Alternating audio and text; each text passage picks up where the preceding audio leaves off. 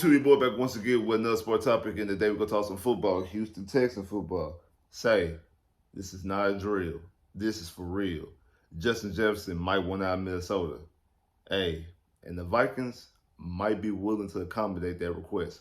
We're going to talk about, we're going to break it down before we get in there. Like we're telling you before, man, if you're liking the content, make sure you're liking the channel. Make sure you're watching all the videos. Make sure you comment on the videos. You liking all the videos. You sharing all the videos on all social media platforms, Instagram, Twitter, Facebook, TikTok, Snapchat, any type of social media platform you use. Make sure you're sharing them same social media platforms. Also, follow me on social media as well. The link in the description below. We're still in the race to get the 6,000 subscribers. You know what that means. I need you to tell a friend, to tell a friend, to tell a friend, tell another friend, so they can tell some more friends, so they can tell some friends and put them on game with the channel, get the channel growing and growing and growing. Really, really appreciate that. Trying to get the 6,000 subscribers, and I can't do that without y'all, so I need y'all to like, share, and subscribe, and let's get this channel growing and growing. Now, so over the weekend, a report came out that the Vikings could potentially make Jefferson available for a trade sometime this offseason. If it's in March when free agency starts, if it's right before the draft, if it's during the draft, or if it's even after the draft, but they could potentially make him available for a trade sometime this offseason. And this kind of piggybacks off a report from earlier this year before the playoffs even ended that Jefferson was hesitant and unwilling to even signing a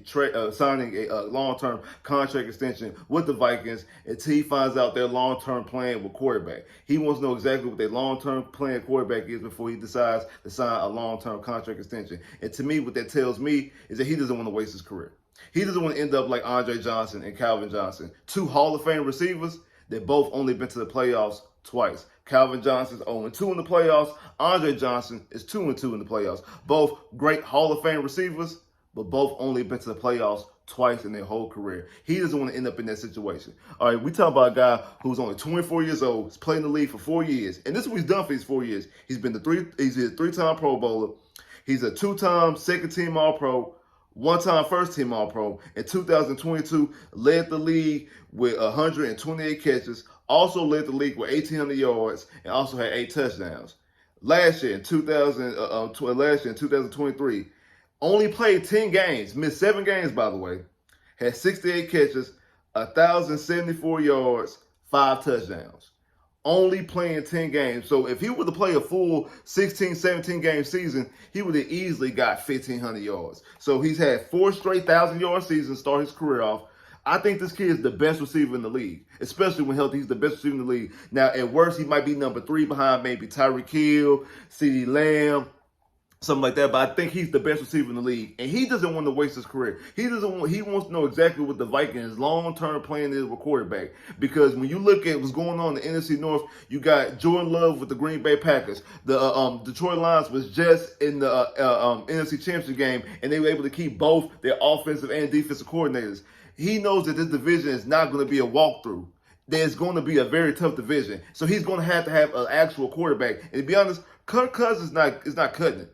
Kirk Cousins is not going to cut it. Kirk Cousins is going to be the equivalent of Matt Schaub. Maybe get all the numbers and all the stats, but not going to be able to win when it counts. So again, he doesn't want to waste his career. So I can see why he is hesitant on signing a long-term contract extension with the Minnesota Vikings. Now, why would the Vikings even consider, let alone actually trading Jefferson? You just say he's the best receiver in the league. Obviously, he's the best player on their team. So why would they even consider it? Well, there's a couple of reasons why they would at least make sense for them and why they would be considering and why they possibly ultimately might end up pulling the trigger on this decision because these reasons right here. One, it's the timing. Once the timing, Justin Jefferson had 1 year left on his contract for $19.7 million. They don't know if they're going to be able to resign him because he's wavering right now. Right now, he's wavering. He's non-committal. He doesn't know if he wants to sign a long-term contract with the organization, so they don't know if they will be able to retain him. He just had a down year, missed 7 games. This might be the best time to actually trade and be able to get draft capital for him, to get draft capital back and making a trade because who knows, what if he has another bad year next year and things like that, misses more time. So this actually might be the best time, strike while the iron's hot type of thing, and be able to move off and able to get draft capital and replace for Justin Jefferson. One, paying him in general. Right now, Spot Rack has him as his market value as a 4-year contract, $117 million, averaging $29.3 million a year. This team, I don't think can afford to pay a non-quarterback $30+ million when they don't have a quarterback on their roster. They don't know their own answer quarterback. They don't have a rookie on a good rookie contract. They don't have an actual veteran that they know that they can win with type situation, because they don't even know if they're able to keep Kirk Cousins. They don't know exactly what they're going to do with the quarterback situation. They are uncertainty with them. So why would they want to commit $30+ million to a receiver if they don't even know what they're doing with the quarterback situation? That's actually just bad money. So from a financial standpoint, it actually doesn't make sense for them to pay that type of receiver that. Now, 3, this year's draft class is a loaded draft class, similar to the 2020 draft class. This draft class got a lot of receivers. Now, we know about the Marvin Harrisons and the Malik Neighbors, but the Vikings pick is 11. They're able to get Rome out of Washington. Then you got Keon Coleman, who I think is going to be an absolute star in the NFL. You got Troy Franklin out of Oregon. You also have Brian Thomas out of LSU. So this draft class is loaded. So they're able to trade him, get other draft capital, able to draft his replacement, and you'll be able to move on from there. And the 4th reason, they've done this already. They've done this exact thing when they had Stephon Diggs, traded Stephon Diggs, got draft capital, and replaced him with a better receiver in Justin Jefferson. Speaking of that, when you look at those trades with Stephon Diggs and what they got for him, they can get way much more now.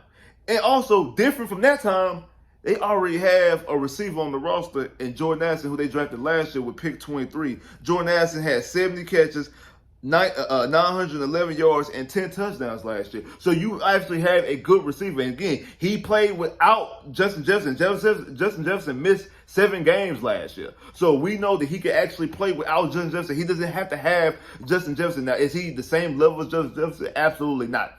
I think Jefferson's the best receiver in the league. But they actually have a replacement. They already have somebody there. Unlike when they traded Stephon Diggs, they didn't have somebody there to take they didn't have somebody to take that heat. They actually have a receiver there. And speaking of that trade, when they traded Diggs, they got a 1st, a 5th, a 6th, and they got the years following 4th.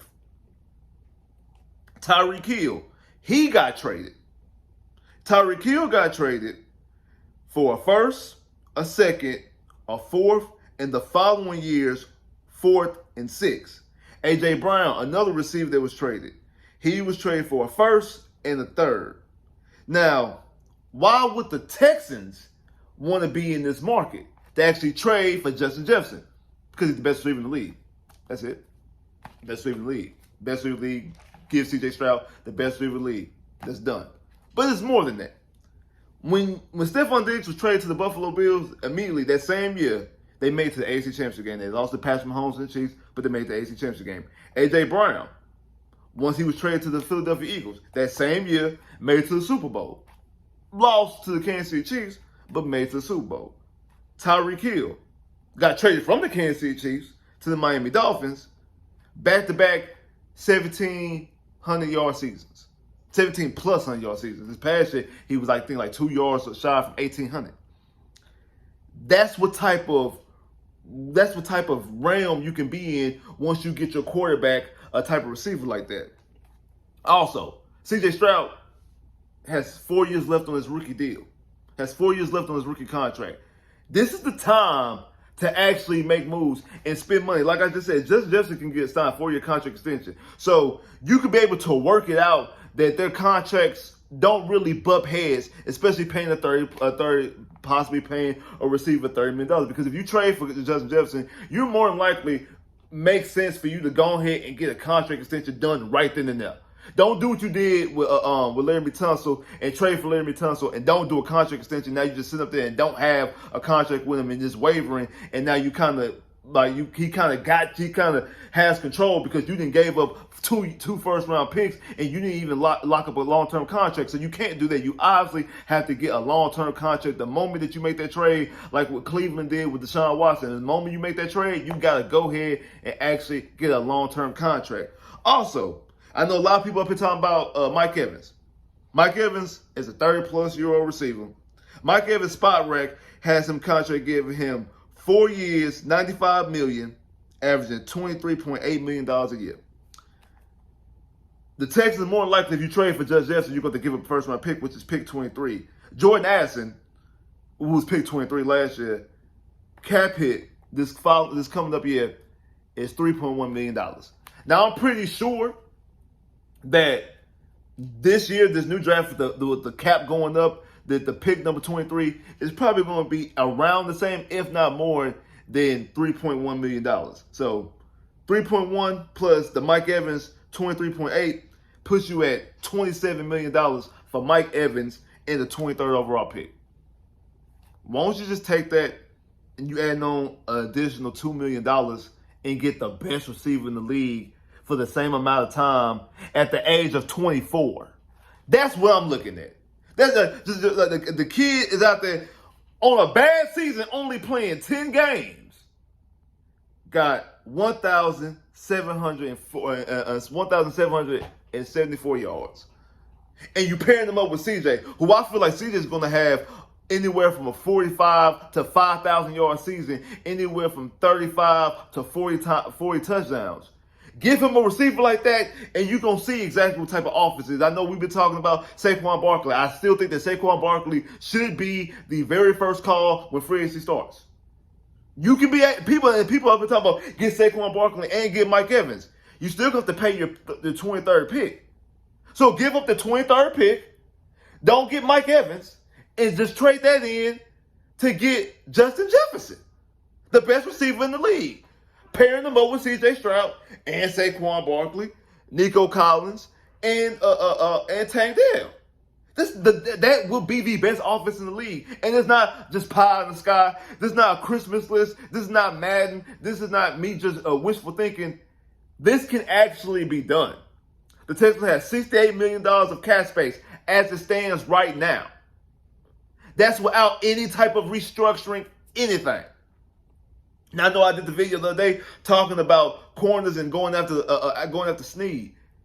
Things change when you enter in the best receiver in the league type conversation. Things are a little bit different. Now, I did give out a caveat. I did give out, you can go out there, you can get Geno Stone, the safety, for I think like $7.5 million, and also get the cornerback Miles Bryant out of New England for like $8 million. So that's a little cheaper way. Both of those guys are around the price for Snead by itself, because Snead is, I think, $60 million. Actually, they're cheaper. They're actually cheaper than Snead, actually. So if you actually go out there and you get you a safety and the corner, that's the cheaper way of doing it. Again, the Texans have flexibility with both Larry Tunsil and Tyus Howard, and also I think also Shaq Mason, to move some money around. So they can move some money around and be able to fit this in.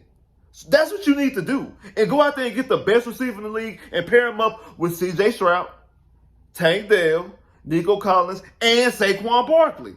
It can't be done. Don't sit up and tell me that it can't be done. I don't want to spend bad money on Mike Evans, who's a 30-plus-year-old receiver, when I can get a 24-year-old receiver that's ascending up. Where everybody talk about, well, Mike Evans had 10 straight years of 1,000 yards. Justin Jefferson's on that same trajectory, and he's doing it even better.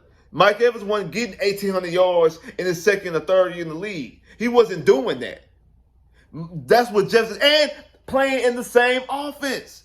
They play in a similar offense. O'Connell came from came from the Rams under McVay. They coached with Shanahan. That was in Washington with Bobby Slowick. They run the same offense. So it's a seamless transition. He knows exactly what to do. The verbiage is still the same. Everything is exactly still the same. And you're adding a supreme talent. Now, you might end up losing Nico in the process a year from now. We can cross that bridge when we get there.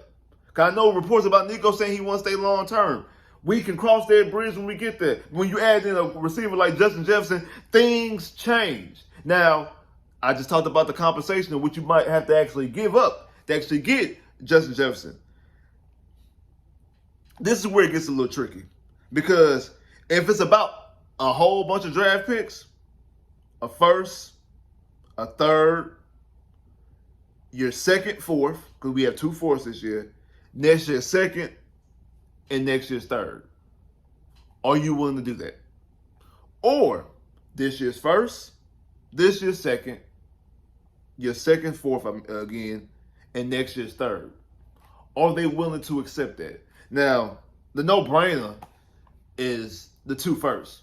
Minnesota's taking that. Minnesota's taking 2 firsts. If you offer up 2 first-round picks, they're taking 2 first-round picks.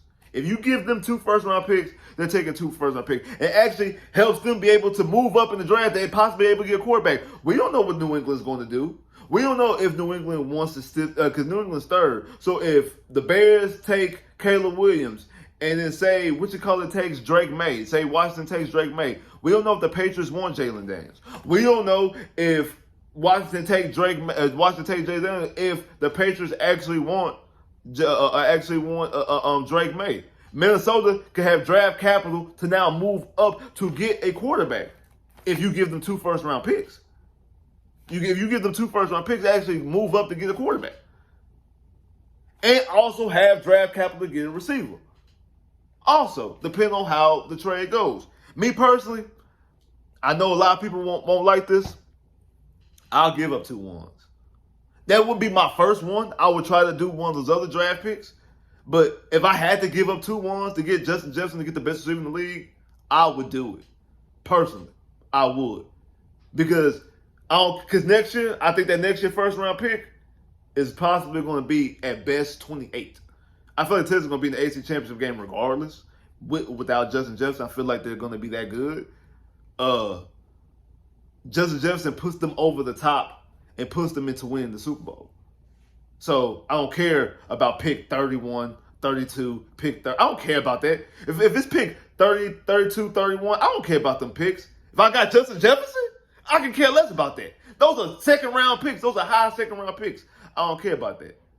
I don't. I want the best receiver in the league pairing up with ascending best quarterback in the league and making the best offense in the league. Like, share, subscribe, if you have a comment below. If you haven't clicked that bell, get more videos. I'll holler.